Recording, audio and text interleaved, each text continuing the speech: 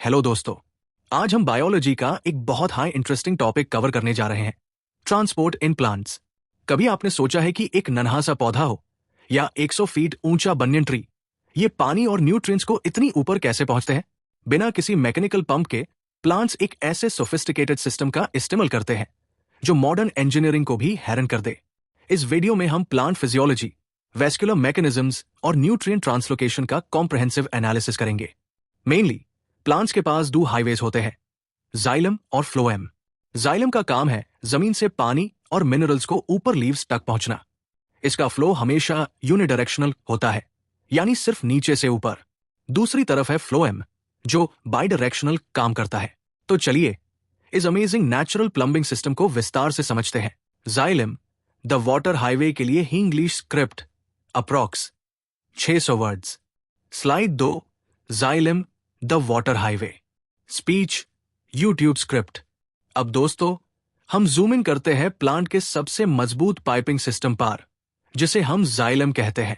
सोचिए, जाइलम सिर्फ एक पाइप नहीं है, बल्कि ये प्लांट का वाटर हाईवे है, जो जमीन से हजारों गैलन पानी ऊपर लीव्स तक पहुंचता है। इस स्लाइड में हम इसके कॉम्प्लेक्स स्ट्रक्चर और वर्किंग को डिटेल में समझेंगे। जाइलम चेयर अलग अलग तरह के सेल्स से मिलकर बना होता है, वेसल्स, ट्रैकीड्स, जाइलम फाइबर्स और जाइलम परेंचिमा। लेकिन यहां एक बहुत हाई इंटरेस्टिंग बायोलॉजिकल फैक्ट्स है। जाइलम के जो मेन ट्रांसपोर्टर्स है, यानी वेसल्स और ट्रैकीड्स, वो मैच्योरिटी पर डेड हो जाते हैं। प्लांट्स ऐसा जानबूझकर करते हैं।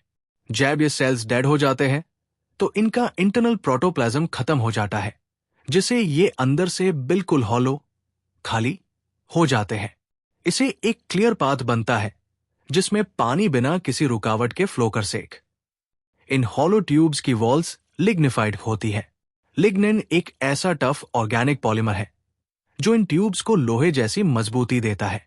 यह स्ट्रेंथ इसलिए जरूरी है क्योंकि जैब ट्रांसपिरेशन पुल की वजह से पानी ऊपर खिंचता है, तो जाइलम वेसल्स के अंदर एक भरी नेगेटिव प्रेशर क्रिएट होता है।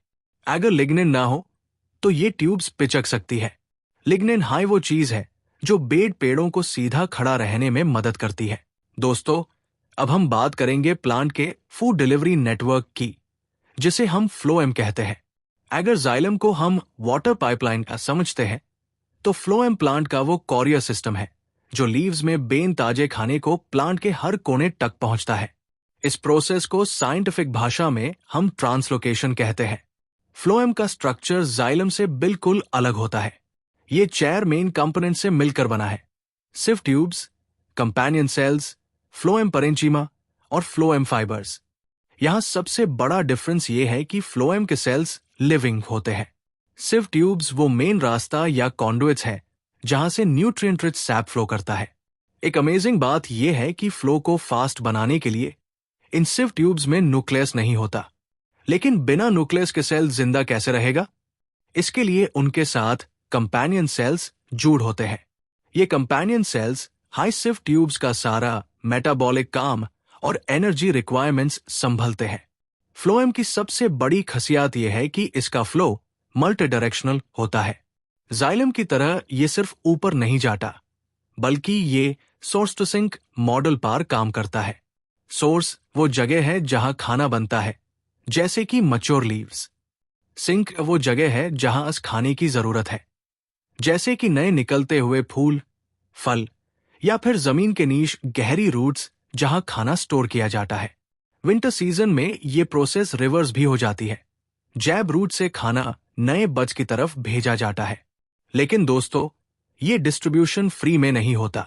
फ्लोएम एक एक्टिव ट्रांसपोर्ट सिस्टम है। इसका मतलब है कि जैब लीव से शुगर, सुक्रोज को फ्लोएम में लोड किया जाता है, तो प्लांट को अपनी एटीपी एनर्जी खर्च करनी पड़ती है। इसे फ्लोएम के अंदर ऑस्मोटिक प्रेशर बच जाता है, जिसे हम प्रेशर फ्लो हाइपोथेसिस या मास फ्लो कहते हैं। जब शुगर लोडिंग की वजह से प्रेशर बढ़ता है, तो पानी ऑस्मोसिस के जरिए जाइलम से फ्लोएम में आ जाता है, जो अस फूड सैप को हाई प्रेशर एरिया से लो प्रेशर एरिया सिंक की तरफ धकेलता है। फ्लोएम इंश्योर्स करता है कि प्लांट का वो हिस्सा भी नरिश्ड रहे जो धूप से डोर है। तो दोस्तों, फ्लोएम सिर्फ एक टिश्यू नहीं, बल्कि प्लांट का वो एनर्जी डिस्ट्रीब्यूशन इंजन है जो ग्रोथ और स्टोरेज को बैलेंस रखता है। दोस्तों, अब तक हमने हाईवेज, जाइलम और फ्लोएम की बात की, लेकिन ये सफर शुरू कहां से होता है? पानी प्लांट के अंदर एंटर कैसे करता है? इसका जवाब है रूट हेयर्स। इन्हें हम प्लांट का गेटवे ऑफ एब्जॉर्प्शन कह सकते हैं। अगर आप किसी भी छोटे पौधे की जादून को ध्यान से देखें, तो आपको बहुत हाई बारीक सेव्ड धागे जैसे स्ट्रक्चर्स दिखेंगे। यही है हमारे रूट हेयर्स। ये रूट हेयर्स कोई अलग से टिश्यू नहीं है, बल्कि ये रूट की सबसे बाहरी लेयर यानी एपिडर्मिस, जिसे एपिबल्मा भी कहते हैं, कि सेल्स की लंबी एक्सटेंशंस होती है। इनका मेन मकसद है रूट्स का सरफेस एरिया बढ़ाना। जितना ज्यादा सरफेस एरिया होगा, उतना हाई ज्यादा पानी और मिनरल्स प्लांट मिट्टी से सोख पाएगा। एक हेयर जैसा पतला स्ट्रक्चर होने की वजह से ये मिट्टी के छोटे छोटे पार्टिकल्स के बीच तक पहुंच जाते हैं। इन रूट हेयर्स का डिजाइन एब्जॉर्प्शन के लिए परफेक्ट है। इनकी सेल वॉल बहुत हाई पतली और फुली परमेबल होती है, यानी ये पानी और मिनरल्स को बिना रोके अंदर आने देती है। लेकिन इसके बिल्कुल नीश होती है सेल मेम्ब्रेन, जो सेमी परमेबल होती है। ये गेटकीपर का काम करती है और सिर्फ जरूरी चीजों को हाई सेल के अंदर जेन देती है। इन सेल्स के अंदर एक बहुत बड़ा सेंट्रल वैक्यूल होता है, जिसमें सेल सैप भरा होता है। इस सैप की कॉन्सेंट्रेशन मिट्टी के पानी से हमेशा ज्यादा रहती है, जो ऑस्मोसिस के लिए एक नेचुरल सक्शन क्रिएट करती है। रूट हेयर सॉइल पार्टिकल्स के बीच चिपके हुए कैपिलरी वाटर के डायरेक्ट कांटेक्ट में रहते हैं। एक और इंटरेस्टिंग बात यह है कि इन हेयर्स पर कोई वैक्सी लेयर या क्यूटिकल नहीं होती, जो लीव्स पार मिलती है, ताकि एब्जॉर्प्शन में कोई रुकावट ना आए। ये रूट हेयर्स बहुत हाई डेलिकेट और शॉर्ट लिव होते हैं। ये मुश्किल से कुछ दिन जिंदा रहते हैं, और जैसे जैसे रूट मिट्टी में आगे बढ़ती है, पुराने हेयर्स की जगह नए हेयर्स बनते रहते हैं। तो दोस्तों, ये नन्हे रूट हेयर्स हाई वो रील हीरोज हैं, जो हजारों लीटर पानी को जमीन से खींचकर प्लांट की लाइफ साइकिल शुरू करते हैं। इनके बिना जाइलम हाईवे ड्राई रह जाएगा और प्लांट सर्वाइवल नामुमकिन हो जाएगा। अगली स्लाइड में हम देखेंगे वो फिजिक्स जिसकी मदद से ये रूट हेयर्स पानी को खींचते हैं। दोस्तों, अब तक हमने देखा कि रूट हेयर्स पानी के कांटेक्ट में आते हैं, लेकिन वो पानी को अपने अंदर खींचते कैसे हैं? इसके पीछे कोई जादुई शक्ति नहीं, बल्कि फिजिक्स की दो बहुत हाई इंपॉर्टेंट प्रोसेसेस काम करती है, डिफ्यूजन और ऑस्मोसिस। इन्हें समझे बिना आप प्लांट ट्रांसपोर्ट को कभी पूरी तरह नहीं समझ सकते। सबसे पहले बात करते हैं डिफ्यूजन की। ये मॉलिक्यूल्स का एक स्पॉन्टेनियस मूवमेंट है, जो हाई कॉन्सेंट्रेशन से लो कॉन्सेंट्रेशन की तरफ होता है। इसका सबसे बेस्ट एग्जाम्पल है, जब हम कमरे के एक कोने में परफ्यूम छिड़कते हैं, तो उसकी खुशबू पूरे कमरे में फैल जाती है। क्यों? क्योंकि परफ्यूम के मॉलिक्यूल्स हाई कॉन्सेंट्रेशन से लो कॉन्सेंट्रेशन की तरफ भागते हैं। प्लांट्स में डिफ्यूजन का बहुत बड़ा रोल है, खास करके गैसेस के एक्सचेंज में। लीव्स के स्टमटा से कार्बन डाइऑक्साइड का अंदर आना और ऑक्सीजन का बाहर निकलना इसी डिफ्यूजन प्रोसेस से होता है। ये एक पैसिव प्रोसेस है, जिसमें प्लांट की कोई एनर्जी खर्च नहीं होती। अब आते हैं ऑस्मोसिस पर, जो प्लांट ट्रांसपोर्ट का असली हीरो है।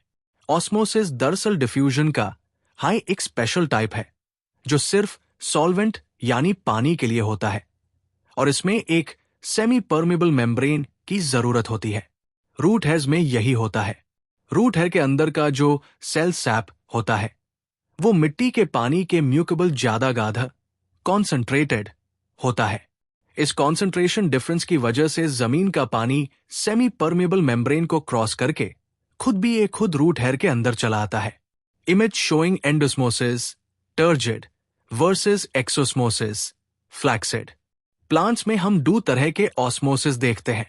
एंडोस्मोसिस, जैब पानी सेल के अंदर आता है, इसे सेल फूल जाता है और टर्जिड हो जाता है। यही टर्जिडिटी पौधों को सीधा खड़ा रहने और मजबूती डीन में मदद करती है। एक्सोस्मोसिस, जैब पानी सेल से बाहर निकल जाता है। अगर मिट्टी में नमक सॉल्ट ज्यादा हो जाए, तो पानी सेल से बाहर निकलने लगता है और सेल पीचक जाता है, जिसे हम प्लास्मोलाइसिस या विल्टिंग कहते हैं। Image illustrating active transport with ATP pump. In physical forces के साथ एक और चीज है जो हमें याद रखनी चाहिए, एक्टिव ट्रांसपोर्ट। कभी कभी मिट्टी में मिनरल्स बहुत कम होते हैं, फिर भी प्लांट उन्हें खींचता है क्योंकि ये अगेंस्ट द ग्रेडियंट होता है, लो टू हाई, इसलिए प्लांट को अपनी एटीपी एनर्जी लगानी पड़ती है। तो दोस्तों, डिफ्यूजन, ऑस्मोसिस और एक्टिव ट्रांसपोर्ट, ये तीनों मिलकर ये इंश्योर करते हैं कि प्लांट के हर सेल तक जरूरी पानी और नमक, मिनरल्स पहुंचे। अगली स्लाइड में हम देखेंगे कि ये पानी जमीन से ऊपर असेंट ऑफ सैप के जरिए कैसे चढ़ता है। स्टे ट्यून्ड दोस्तों, अब तक हमने देखा कि पानी रूट हेज के अंदर कैसे आता है, लेकिन अब सवाल यह है कि वो पानी जमीन से 100 फीट ऊपर पेड़ की छोटी तक कैसे पहुंचता है। इस प्रोसेस को हम कहते हैं ascent of SAP.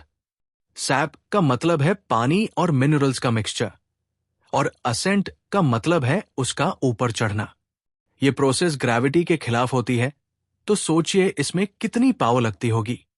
Ascent of SAP को ड्राइव करने के लिए 3 मेन फिजिकल फोर्सेस काम करती है। पहली फोर्स है रूट प्रेशर। जैब रूट्स सॉल से लगातार मिनरल्स और पानी एब्जॉर्ब करती रहती है, तो वो जाइलम के अंदर एक पुश यानी प्रेशर क्रिएट करती है। ये प्रेशर पानी को थोड़ा ऊपर धकेलता है। आपने कभी सुबह के वक्त घास की पट्टी पर पानी की बूंदें देखी है? यूज गटेशन कहते हैं, और वो इसी रूट प्रेशर की वजह से होता है। हल्की, ये प्रेशर इतना काफी नहीं है कि पानी को बहुत ऊंचे पेड़ों तक पहुंचा सके। इमेज इलस्ट्रेटिंग कैपिलैरिटी इन थिन जाइलम ट्यूब्स। दूसरा फैक्टर है कैपिलैरिटी। हमारी जाइलम वेसल्स बहुत हाई बारीक ट्यूब्स होती है। फिजिक्स के मुताबिक जितनी पतली ट्यूब होगी, पानी उतना हाई ऊपर चढ़ पाएगा। लेकिन सबसे बड़ी और असली पावर है ट्रांसपिरेशन पुल। जैब लीव से पानी इवेपोरेट होता है, तो वो ऊपर एक खाली जगह, वैक्यूम क्रिएट करता है जो नीचे से पानी को ऊपर खींचता है, बिल्कुल वैसे हाई जैसे आप एक स्ट्रॉ से जूस पीते हैं। दोस्तों, अब आते हैं एक ऐसे टॉपिक पर जिसे साइंटिस्ट्स नेसेसरी ईविल यानी एक जरूरी बुराई कहते हैं, और वो है ट्रांसपिरेशन। इसका सिंपल मतलब है प्लांट के एरियल पार्ट्स, खास करके लीव से पानी का वाटर वेपर बनकर उड़ जाना। आपको यह सुनकर हैरानी होगी कि एक प्लांट जितना भी पानी एब्जॉर्ब करता है, उसका लगभग 98% से 99% हिस्सा वो ट्रांसपिरेशन के जरिए हवा में उड़ा देता है। सिर्फ 1 से 2% पानी हाई फोटोसिंथेसिस और ग्रोथ के लिए बचता है। तो सवाल यह है कि अगर इतना पानी वेस्ट हो रहा है, तो हम इसे नेसेसरी क्यों कहते हैं? इसके पीछे 3 बहुत बेड कारण हैं। पहला है ट्रांसपिरेशन पुल। जैसा कि हमने पिछली स्लाइड में देखा, जब पानी लीव से उड़ता है तो वो एक सक्शन फोर्स जनरेट करता है। ये सक्शन हाई जमीन से नए पानी और मिनरल्स को ऊपर खींचने का इंजन है। बिना ट्रांसपिरेशन के प्लांट की सप्लाई चेन रुक जाएगी। दूसरा बड़ा फायदा है कूलिंग इफेक्ट। जैसे हमें गर्मी में पसीना आता है और उसके इवेपोरेट होने पर हमें ठंडक मिलती है, बिल्कुल वैसे हाई ट्रांसपिरेशन प्लांट को तेज धूप और हाई टेम्परेचर में जलने से बचता है।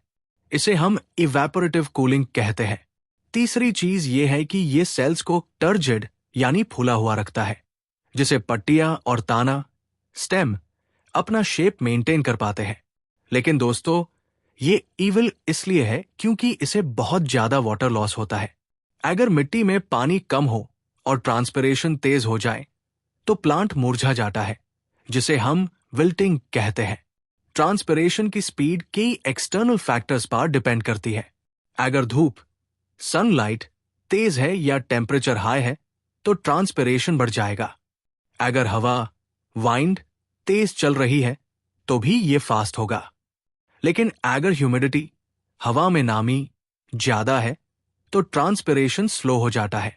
प्लांट्स इस वाटर लॉस को कंट्रोल करने के लिए अपने स्टमटा का इस्तेमाल करते हैं। ये छोटे छोटे पोर्स होते हैं जो ज्यादातर लीव्स की निचली सतह, लोअर सरफेस पार पाए जाते हैं। प्लांट्स को एक बहुत बड़ा चैलेंज फेस करना पड़ता है। उन्हें फोटोसिंथेसिस के लिए स्टमटा खोलने पड़ते हैं ताकि को दो अंदर आ सेक। लेकिन जैसे हाई वो खुलते हैं, पानी बाहर भगता है। अगली स्लाइड में हम देखेंगे कि स्टमटा इस मुश्किल बैलेंस को कैसे हैंडल करते हैं। दोस्तों, पिछली स्लाइड में हमने बात की थी कि ट्रांसपिरेशन को कंट्रोल करने के लिए प्लांट्स स्टमटा का इस्तेमाल करते हैं। लेकिन ये स्टमटा काम कैसे करते हैं? ये कोई सिंपल दरवाजा नहीं है, बल्कि ये एक बहुत हाई सोफिस्टिकेटेड हाइड्रोलिक सिस्टम है। हर स्टोमा के चरण तरफ 2 किडनी शेप्ड सेल्स होते हैं, जिन्हें हम गार्ड सेल्स कहते हैं। इनका मैकेनिज्म पूरी तरह टर्जिडिटी पर डिपेंड करता है। दिन के वक्त जब फोटोसिंथेसिस शुरू होती है तो गार्ड सेल्स के अंदर सल्यूट कॉन्सेंट्रेशन बढ़ जाती है, जिसे पानी ऑस्मोसिस के जरिए अंदर एंटर करता है। इसे गार्ड सेल्स फूल जाते हैं और उनकी आउटर वॉल्स बाहर की तरफ खींचती है, जिसे बीच का स्टमेटल पोर खुल जाता है। रात के वक्त या पानी की कमी होने पर पानी इन सेल से बाहर निकल जाता है। गार्ड सेल्स फ्लैक्सिड यानी पिचक जाते हैं और पोर बैंड हो जाता है। ये मैकेनिज्म इंश्योर करता है कि प्लांट तभी गैस एक्सचेंज करे जब जरूरत हो, ताकि फालतू में वाटर लॉस ना हो। अब आते हैं ट्रांसपोर्ट के दूसरे पहलू पर, मिनरल न्यूट्रिशन। जैसे हमारी बॉडी को विटामिन्स और मिनरल्स चाहिए, वैसे हाई प्लांट्स को भी न्यूट्रिशन की सख्त जरूरत होती है। इन्हें हम 2 पार्ट्स में डिवाइड करते हैं। पहले है मैक्रोन्यूट्रिएंट्स। ये वो एलिमेंट्स है जो प्लांट को बड़ी मात्रा में चाहिए होते हैं। इसमें नाइट्रोजन, जो प्रोटीन्स और क्लोरोफिल के लिए जरूरी है, फास्फोरस एनर्जी और डीएनए के लिए, और पोटेशियम स्टमटा कंट्रोल के लिए सबसे इंपॉर्टेंट है। इनके बिना प्लांट की बेसिक ग्रोथ रुक जाएगी। दूसरी कैटेगरी है माइक्रोन्यूट्रिएंट्स या ट्रेस एलिमेंट्स। इनकी जरूरत बहुत हाई कम मात्रा में होती है, लेकिन इनकी इंपॉर्टेंस कम नहीं है। इसमें आयरन, मैंगनीज, जिंक और बोरोन जैसे मिनरल्स आते हैं। अगर इनकी हल्की सी भी कमी हो जाए तो प्लांट में डेफिशिएंसी सिम्टम्स दिखने लगते हैं। आपने अक्सर देखा होगा कि कुछ पट्टियां पीली पैट जाती है, जिसे क्लोरोसिस कहते हैं, या उनके किनारे जलने लगते हैं, जिसे नेक्रोसिस कहते हैं। ये सब मिनरल्स की कमी का नतीजा है। ये मिनरल्स सॉल से जाइलम हाईवे के जरिए एब्जॉर्ब किए जाते हैं और फ्लोएम के जरिए जहां जरूरत हो वहां रीडिस्ट्रीब्यूट किए जाते हैं। तो दोस्तों, प्लांट ट्रांसपोर्ट सिर्फ पानी का खेल नहीं है, बल्कि ये एक कॉम्प्लेक्स केमिकल मैनेजमेंट सिस्टम है जो प्लांट की हेल्थ और प्रोडक्टिविटी को मेंटेन रखता है। अगली स्लाइड में हम इस पूरे सफर को कंक्लूड करेंगे। तो दोस्तों, आज हमने प्लांट ट्रांसपोर्ट के इस अद्भुत सफर को पूरा किया। इस प्रेजेंटेशन के जरिए हमने देखा कि कैसे एक पौधा, जो हमें बाहर से बिल्कुल शांत दिखता है, उसके अंदर हर वक्त एक बहुत हाई कॉम्प्लेक्स और फास्ट पेस्ड लॉजिस्टिक सिस्टम चल रहा होता है। हमने शुरुआत की जाइलम से, जिसे हमने वाटर हाईवे कहा। हमने सीखा कि कैसे डेड सेल्स, वेसल्स और ट्रैकीड्स और लिग्निन मिलकर एक ऐसा मजबूत पाइपलाइन बनते हैं जो बिना किसी मोटर के पानी को ऊपर खींचता है। फिर हमने बात की फ्लोएम की, जो एक लिविंग डिलीवरी नेटवर्क है। फ्लोएम का सोर्स टू सिंक मॉडल हमें बताता है कि कैसे प्लांट अपनी एनर्जी, एटीपी खर्च करके न्यूट्रिएंट्स को वहां पहुंचता है जहां उनकी सबसे ज्यादा जरूरत होती है। हमने ये भी समझा कि इस पूरे सिस्टम की बुनियाद रूट हेयर्स है। इन नन्हे हेयर्स के बिना ना तो ऑस्मोसिस होता और ना हाई मिनरल एब्जॉर्प्शन। और फिर हमने देखा वो फिजिक्स जो इस सब को ड्राइव करती है, डिफ्यूजन, ऑस्मोसिस और वो पावरफुल ट्रांसपिरेशन पुल। ट्रांसपिरेशन भले हाई बहुत सारे पानी का नुकसान करती है, लेकिन वही वो इंजन है जो मिनरल्स को ऊपर खींचता है और प्लांट को ठंडा रखता है। हमने स्टमेटल मैकेनिज्म को भी डीपली एनालाइज किया, जहां गार्ड सेल्स एक स्मार्ट सेंसर की तरह काम करते हैं, गैस एक्सचेंज और वाटर कंजर्वेशन के बीच बैलेंस बनाए रखते हैं। और एंट में हमने देखा कि मिनरल न्यूट्रिशन, मैक्रोन्यूट्रिएंट्स और माइक्रोन्यूट्रिएंट्स प्लांट की ग्रोथ, रैंग और फ्रूट प्रोडक्शन के लिए कितने जरूरी है। इनकी हल्की सी कमी भी प्लांट की पूरी हेल्थ को बिगड़ सकती है। कंक्लूजन ये निकलता है कि प्लांट्स का ट्रांसपोर्ट सिस्टम नेचर की इंजीनियरिंग का एक मास्टर क्लास है। ये फ्लूइड डायनामिक्स, स्ट्रक्चरल बायोलॉजी और केमिकल मैनेजमेंट का एक परफेक्ट मेल है। बिना इस इंटीग्रेटेड सिस्टम के धरती पर हरियाली और ऑक्सीजन नामुमकिन होती। उम्मीद है कि इस प्लांट ट्रांसपोर्ट मास्टर डेक की सीरीज ने आपके कॉन्सेप्ट्स को बिल्कुल क्लियर कर दिया होगा। अगर आपने पिछली स्लाइड्स मिस कर दी है तो उन्हें जरूर देखें ताकि आप एक कंप्लीट पिक्चर समझ सके। अगर आपको ये वीडियो इंफॉर्मेटिव लगी तो इसे अपने दोस्तों और क्लासमेट्स के साथ शेयर करें। आपका कोई भी सवाल हो, चाहे वो ऑस्मोसिस के बारे में हो या जाइलम वेसल्स के स्ट्रक्चर के बारे में, कमेंट सेक्शन में लिखना ना भूले। मैं उनका जवाब डीन की पूरी कोशिश करूंगा। चैनल को सब्सक्राइब करें ऐसे हाई और डीप बायोलॉजिकल एनालिसिस के लिए। धन्यवाद और मिलते हैं अगले वीडियो में। Keep exploring, keep learning. Thanks for watching. Part 2 will be soon.